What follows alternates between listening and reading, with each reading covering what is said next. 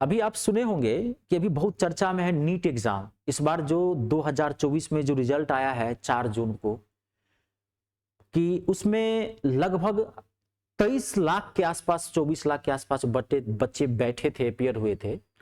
और इस बार हद हुआ है, मतलब धांधली की आरोप लगे हैं उसके ऊपर, स्कैम हुआ है, वो तो बात की बात है। लेकिन बच्चे इतने सुसाइडल मोड में है। अरे वो छोटे छोटे बच्चे होते हैं, 14 साल, 15 साल, 16 साल के बच्चे हैं। और नीट का एग्जाम हिंदुस्तान का सबसे बेहतरीन एग्जाम, सबसे टफ एग्जाम में से एक होता है। बच्चा एमबीबीएस डॉक्टर बनता है। कहते हैं कि भगवान जो है वो धरती पर होते हैं तो डॉक्टर के रूप में होते हैं। और वो बच्चे, छोटे बच्चे, अब उसके ब्रेन के ऊपर क्या असर पड़ रहा होगा जानते हैं? 720 अंकों का पेपर होता है नीट का। 720 अंक ले आए, टॉप किए। अभी तक के नीट के एग्जाम में इतिहास है, कभी एक बच्चे, दो बच्चे टॉप करते थे, पहला रैंक आता था, होता था। 720 का मार्क्स का पेपर है तो 720 1 2 3 उठा लेते थे। इस बार ऐसा हुआ कि 67 के 67 बच्चे टॉप कर गए, उसमें 67 बच्चे एक स्थान लाए, 720 में 720 उठाया। बात को समझ रहे हैं? तो ये कहीं कहां गड़बड़ी होगी, सरकार का क्या व्यवस्था, क्या फिर बताओ आप। मतलब एक तो वैकेंसी नहीं निकालते हैं आप, एक तो सीटें कम होती है। अच्छा, जो बच्चा 720, दूसरा सुन लीजिए, एक तो ये आरोप है कि 67 बच्चे 720 मार्क्स कैसे लाए।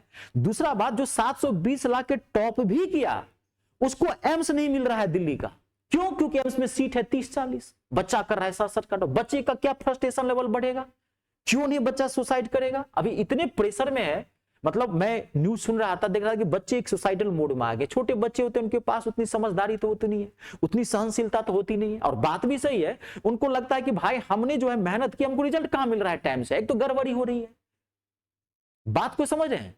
मतलब आश्चर्य है। सरकार को मैं इससे अनुरोध करता हूं कि जल्दी से जल्दी इसकी जांच कमेटी गठित की जाए और दोषियों को सख्त से सख्त सजा दी जाए। और अगर पेपर में गड़बड़ी पाई गई है तो तुरंत री एग्जाम किया जाए। और जो बच्चे इस बार बैठे हैं, मैं उनसे हाथ जोड़ कर अनुरोध करता हूं कि आप देश के भविष्य हैं, ठीक है? पूरी दुनिया में सबसे ज्यादा युवा हमारी देश है, हमारे देश में युवा है। 38 से 39 करोड़, 38 से 39 करोड़ हमारे देश में यूथ है। अब बहुत दुख की बात है कि सबसे ज्यादा बेरोजगार भी युवा हमारे ही राष्ट्र में। एक तो आप वैकेंसी नहीं निकालते हैं, निकालते हैं तो उसमें धांधली करवा देते हैं। सरकार को पूरी तरह से शिक्षा व्यवस्था पे ध्यान देना चाहिए। और ये जो एनटीए है, जो नेशनल टेस्टिंग एजेंसी है, उसके ऊपर आरोप लग रहा है, इसको बात को गंभीरता से लीजिए। और मैं सभी छात्र से अनुरोध करता हूं, आप घबराए नहीं, आप पढ़े लिखे हैं, आप कोई ऐसी प्रकार की मन में सोचे भी नहीं। मैं सभी से अनुरोध करता हूं, आप घूमे फिरें, सरकार आपके साथ न्याय करेगी ही। बहुत बड़ा राष्ट्र है, कभी कभार हो जाती है, एक से एक गधे लोग बैठे हुए हैं जो मतलब शिक्षा में भी गलती करते हैं, इसमें भी करप्शन ला देता है। मतलब थू है ऐसी जिंदगी पे, लानत है ऐसी जिंदगी पे जो बच्चों के भविष्य के साथ खिलवाड़ करता है। इसलिए आपसे मैं अनुरोध करता हूं, सारे बच्चों से हाथ जोड़ के मेरी विनती है कि आप लोग आराम से घर में रहे, एंजॉय करें, पॉजिटिव एटीट्यूड रखें। बहुत दुख की बात है, मैं चाहता हूं हमारा आपका सहयोग है, आप घबराए नहीं, सरकार भी तत्पर हो गई है, आपको बिल्कुल टेंशन लेने की जरूरत नहीं है।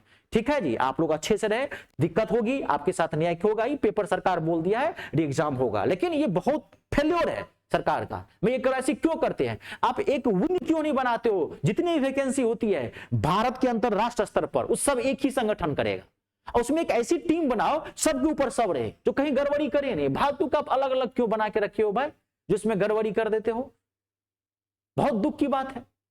ठीक है, इसलिए आप लोग घर में रहें, आराम से रहें, एकदम कोई ऐसी बात नहीं रखें। आप डॉक्टर बनने वाले हैं, आप समझते ही हैं पूरे, आप पढ़े लिखे हैं, मैच्योर्ड हैं। ठीक है, ये सरकार से मैं अनुरोध करता हूं कि जल्दी जल्दी इस पे किया जाए।